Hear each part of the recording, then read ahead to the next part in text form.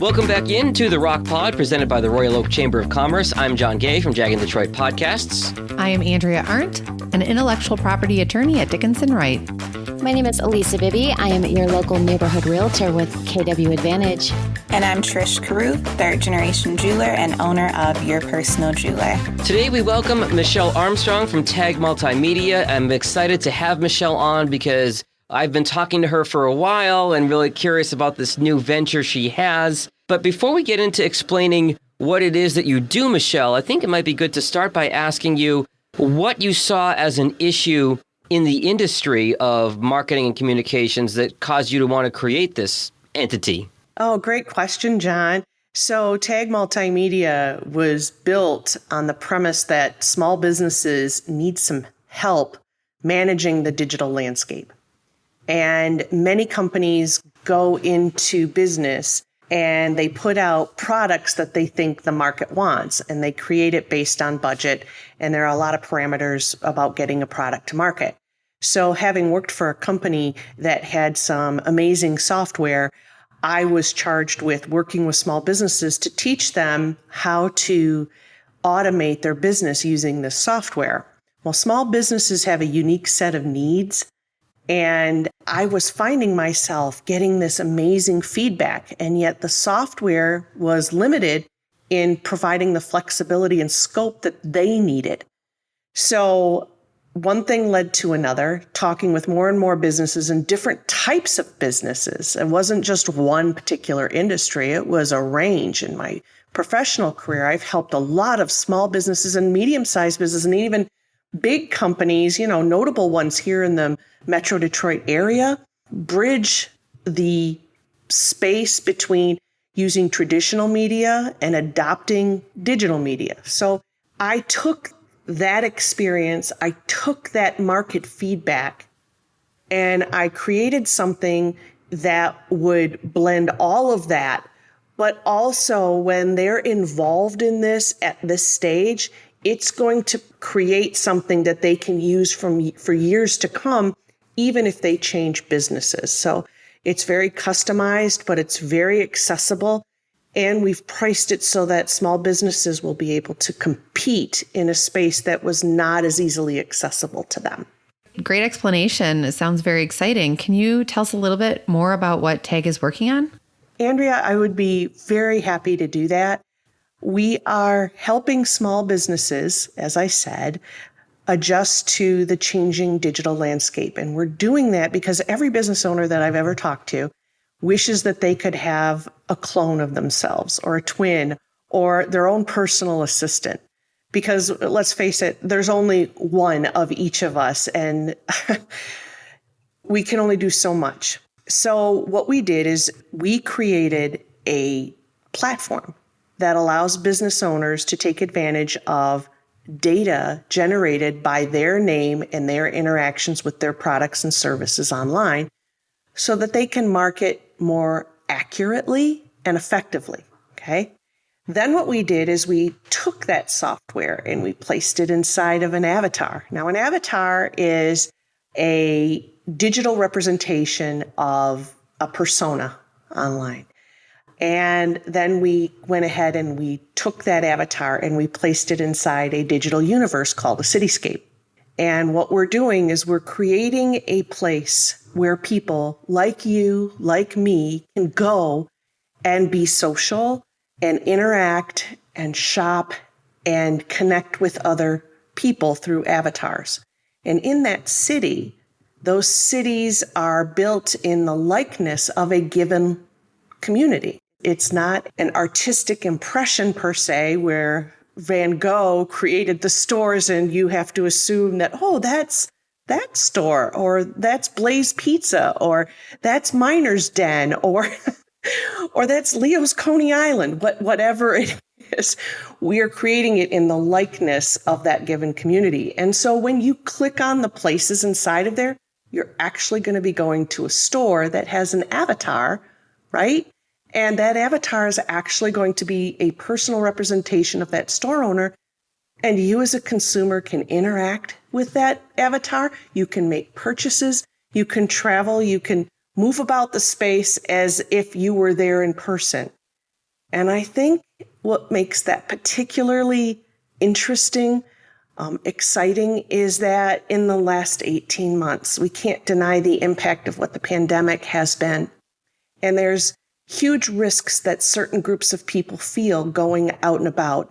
And at the same time, by exercising caution, they're actually isolating themselves, which also has a negative impact. Furthermore, on the business side of it, small businesses, local brick and mortar businesses have been figuring out a way to try to crack the code of having a brick and mortar and having shoppers come in and say, oh, I'll buy it online. Well, this is a new way for them to compete. And we're excited to bring this way of interacting with the world to every person. It's no longer a gaming scenario. So if you've ever been in a gaming environment, there's a perception that if you're a gamer, you're always a gamer. Well, not everybody that knows how to be online wants to be in what I call a shoot 'em up, an apocalypse, or some rendered space with an artistic impression. They might want to be able to connect with people. And I think what we're doing is bringing it in a very futuristic way, very modern at minimum.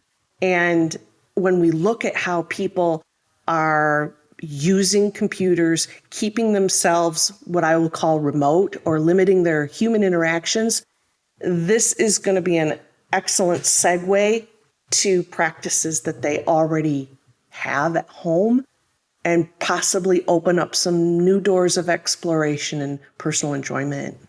Okay, so it's really exciting to hear that this virtual reality is not just limited to gaming anymore, and you can do so much more. Can you explain a little bit about the difference between augmented reality and virtual reality?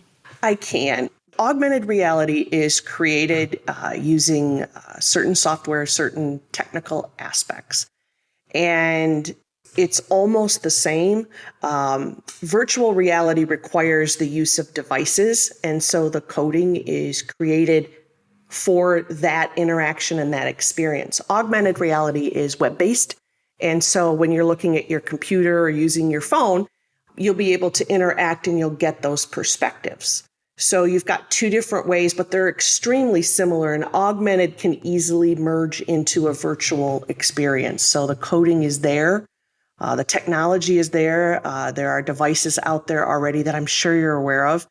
And I have people that, they love their experiences. And it's just been a great journey learning the different types of technology that are going to be available for small businesses and people to use that they may not be using today. What I like about the augmented reality, and tell me if I have this right, Michelle, it's similar to if you go on, for example, Amazon, and you're looking at a couch or a piece of furniture and it says, see what this would look like in my room. It's kind of like that combination of virtual meets the real world and sort of merging all that together. And you're bringing that opportunity available to small business owners. Do I have that right?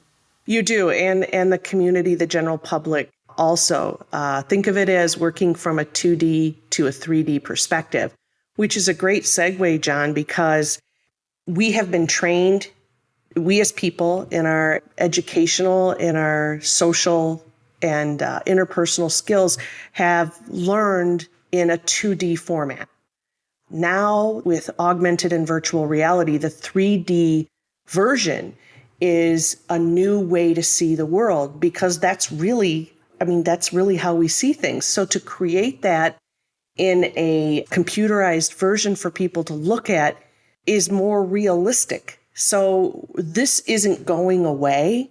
This is going to continue. And in fact, if you think about it, I'm not the first one to apply this technology to business or interactions with the public. I'm not. I can't claim that. What I can say is that it's in casinos, okay? You have augmented reality casino dealers, okay? There are schools right now healthcare schools, nursing schools that actually teach through augmented reality because it allows the student to see something in a very realistic way. You have workshops that are being designed. You have gaming that's out there. You have social media that's out there. You have advertising that's currently in place right now when you're watching football on Monday Night Football. Some of the graphics that they're using and some of the technology that they're using is promoting something along the augmented reality line. It just has a more realistic feel. So it's an exciting place to be, and I want to make it accessible to everybody. I'm thinking about watching football, and you can see I'm wearing my jersey today. We're recording this on a Thursday. Is the first down marker that comes up on the field when you're watching the game. Or like there's one network, I forget which one, where they make the field a different color up until the first down marker. So it is really interesting to hear you use that football as an example, because as all of you know, I'm a huge football fan, to see how that's coming into real life. And that's a great example, I think. So Michelle, when you first told me about your invention and what you're doing, it just blew my mind. Very, very exciting. So just to give our audience a little bit of background. So what you're doing is basically creating a replica of a city, for example, Royal Oak. And you have Main Street in the virtual world, as well as a bunch of different shops. And then for clients who want to participate and have a virtual store, you've replicated what the store looks like in real life into a virtual space. So people's avatars then can go into a store and go shopping. They can buy a can of soup, some Q-tips. They can go shopping, clothes shopping, and try on outfits and kind of get a whole entire experience instead of being in person shopping, doing it in a virtual space. So I think it's going to revolutionize things, just as you said, and it is very exciting. Thanks, Andrea. Yeah, you were one of the first ones. It was a delight to share with you. I really enjoyed your reaction to it. It's a lot of fun. And you know what? Talking with you was a very easy, comfortable conversation to have, because while this is the first application that I filed for our company and for what we're working on, it's not been my first go around with intellectual property and the process that goes with that. You and your team made it very easy for me, easier than it was in the past. And I enjoyed sharing what it is that we were doing. And you made it, again, effortless almost. I mean, obviously I had to have some input, and, you know, anybody who has a patent out there or a product, service, process that they might struggle with wondering, should I patent it? Or what is that going to look like? Or the thought of doing this process might overwhelm them and prevent them from taking the steps they should. I would encourage you to have that conversation, at least with Andrea, because for me, it was pretty straightforward. And I didn't worry. I didn't worry that oh my gosh, I didn't cross all my T's and dot all my I's. Your team was doing that. You know, I have a pretty good command of the English language. However, communicating what the government wants as far as a patent goes, that was a little bit daunting. And having someone say, no, we got this, we've done this before, and having a specialist in this area on staff that was able to take over that personal anxiety of providing that kind of detail and information, that was a godsend. I really liked that. Right now, it's sitting in the review process right now. So it feels good where it's at. I have no worries. And being a little bitty fish, I'm just a little minnow in this technology pool. I really am. And I know where I'm at. I'm grateful that I have some level of protection for my ideas and our product. And so I think if anybody has any aspirations of putting this out in the marketplace, the world's a big place, right? And you're not the only one that's as smart as you think you are. So having a patent is like a bit of a shield that can help you survive how you're going to grow. That's what I think. And working with you and your team was truly, it was easy. And I think that's probably the best way to describe it. It was easy, worth the money and easy, especially for someone who's like a do-it-yourselfer. Oh, I can file that. I'm a good writer. I'm a this. Yeah, you know what? It was way better to go through you and your team. So I hope that answered the question, Andrea.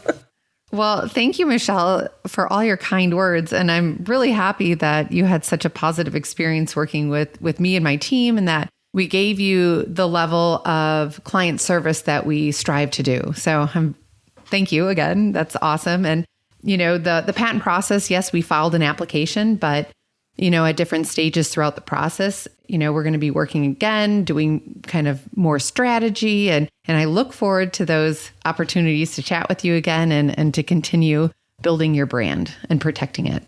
So am I. I think it's fantastic, Andrea. It's been a real pleasure. And I speak truth. It was a really good experience. Easy is the best way that I can describe it. So thank you and your team.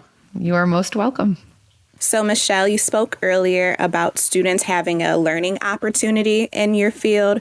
What do you feel is the educational skill set needed for the next generation? Trish, this is probably the area of our company that I am most impassioned about.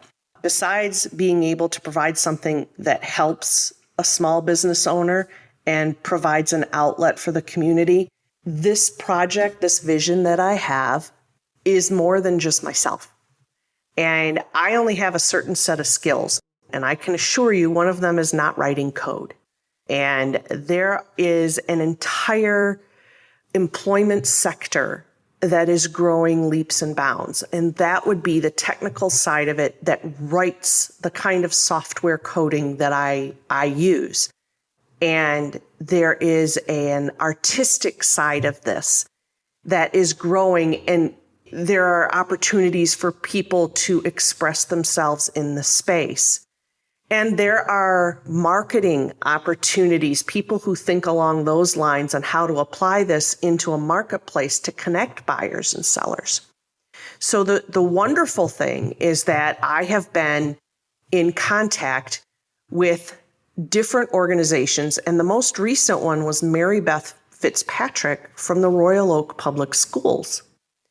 And she and I are working on creating a course for high schoolers to elect to take, to learn some skills in the augmented reality space or the virtual reality space or the technical side of it. Our goal is, even if these students show an interest in this as a passive interest, it's going to continue to grow as an opportunity for them to develop a career. Because by the year 2030, this is going to be a $1.6 trillion industry. And we're always going to need fast food restaurant people, okay? We're always going to need realtors and accountants and business owners. For them to compete going forward, they have to have an online presence. We're going to need people who can help you present yourself online. Furthermore, we're working on creating a tech camp for the summer of 2022, where people can come in and learn different aspects, not of our business per se, but more of the industry, so that they can develop those skills. If they don't pursue a career specializing in any aspect of that industry, should they go to a place like Dickinson Wright, or to a realtor like KW, or even to you as a small business owner, they're going to have a unique set of skills that will help them be a better asset and a better employee for you, because you may not have the time to learn this kind of technology yourself, but having someone in your staff or in your charge that you can delegate to, that's a win-win for everyone. So it's a variety of skill sets that they can tap into based on their own personal agendas or interest levels. And they can, catapult them ahead of other applicants for jobs, because again, this is here and this is growing, and the demand for those sets of skills is very real and frankly, quite lucrative at this stage of the game. I couldn't agree more with you. I have a friend who has a 6-year-old who they are already teaching coding to through video games. And it's crazy that he already knows more about coding than I do. That's incredible. Yes, the places that they're going with this type of technology is going to frankly touch all aspects of our lives. I think we're already feeling the limitations that some of the changes brought on by the pandemic in the last 2 years have forced us to evolve with, right? I want to go visit Paris. I want to see the Eiffel Tower in person. I'm not sure that's going to happen in my lifetime, and I know it's not going to happen in the next year. And yes, there are pictures, and yes, there are videos. However, there's nothing quite like what we're doing available right now that I'm aware of. Again, there could be, I don't know everything, and I don't know all the people making things in the space, but it's a very exciting place for our company to introduce this to our local community. That's one of the big deals that I am proud of. I live in Royal Oak. I really like this city. I try to be as involved in as many different types of things as I can. And I really want to see this community, these business owners, these people be the spotlight for the world to see how innovation can really impact a community and our business sector. I know it's very strange. This takes more than myself, so I can assure you, while it might be my dream and vision, there are other people helping make it happen with me. And our talent that we're using is local right now. We're using local talent. I could cite them right now. However, I'm very proud of the fact that we have the brains here locally. I mean, we don't have to really go anywhere else. And they're excited to be a part of this. The other reason that that's so significant, and alluding to that educational side of it, is that the other part of providing a workforce opportunity for local people, our local students, is that these same businesses are willing to offer internships and co-op opportunities so that they can get this hands-on experience that they're going to need, even if they don't stay here locally for the rest of their lives. Home will always be home, but people make their own plans, and we never know where people's journeys will take them. And frankly, it's an exciting thing to be able to share what this is and see the excitement that students have taking something that they grew up with and seeing it applied in a different way, and watching how they internalize it and want to evolve it in their own way. To me, that's my personal reward. That's my selfish reward for doing this. And again, it's a very big vision. It's a platform. It's a concept. It's an education. It's an environment. And it's going to take a village to make the world see that this can be a new reality for people to live, shop, and socialize in. Well, that's very interesting. And I'm glad you are giving back to the community and to our youth and giving them those opportunities. So Michelle, we have learned a lot today about your business, but I think we want to learn a little bit more about you. So although you probably do not have a lot of free time, what are some things that you like to do for fun? So recently, I haven't been a big traveler per se, but I've learned that changing up my space inspires me. So I like to just go on a Thelma and Louise trip every now and then, where I just go where the car takes me with no particular destination in sight. And I really like to explore smaller communities. I like to go into little boutique shops like Trish's. I enjoy that. And I like to see the architecture and the flavor of a particular city. I had the good fortune of doing that this year, so that was fun. I like photos. I like paper crafting. I like tactile type of projects. So I've been involved in arts and crafts almost all my life. So I enjoy color. I have a re-emergence of a pastime that I enjoyed when I was younger, and that's lettering or calligraphy. I like doing that. It's actually very therapeutic for me because it just is. So that's a good amount of fun. I would be remiss if I didn't say I game. And I like a handful of different games. I'm not a Fortnite person. I from time to time dabble in some, Dungeons and Dragons. That's very telling, isn't it? My whole household is actually involved in a variety of different games. Everybody likes something different. So I could go in a room and I could see this game, or I could go in this room and see this game. So I can jump on or participate in anything. I'm not as great as some people, and I'm definitely not on a team online. So I do a little bit of that. And right now, taking a walk by water is one of my favorite things to do. I just like to walk by water. Well, thank you so much for joining us today, Michelle. It's been absolutely fascinating hearing all about your new venture. And now it is time for our fishbowl question of the day, where we pull a totally random question for you. Trish, can you pull the fishbowl question of the day? Of course. Let's see if we can get a good one. Ooh, I like this one. Michelle, if you could choose one food to eat for the rest of your life, what would it be? Sushi, California roll with spicy mayo. Can't go wrong with sushi. Michelle, tell us where we can find out more about you and TAG Multimedia, and then we'll tell you where you can find out more about all of us and get on out of here. We are online at TAG Multimedia.net. If you'd like to be showcased as a business owner, we would love to talk to you. My email is m.armstrong@tagmultimedia.net. Our phone number, if you want to call or text, is 248-571-4991. Love to have a conversation with anyone who's interested in this type of marketing, as well as the space, the digital space. I'm Trish Caruth, third-generation jeweler and owner of Your Personal Jeweler. I specialize in creating custom engagement, wedding rings, and fine jewelry.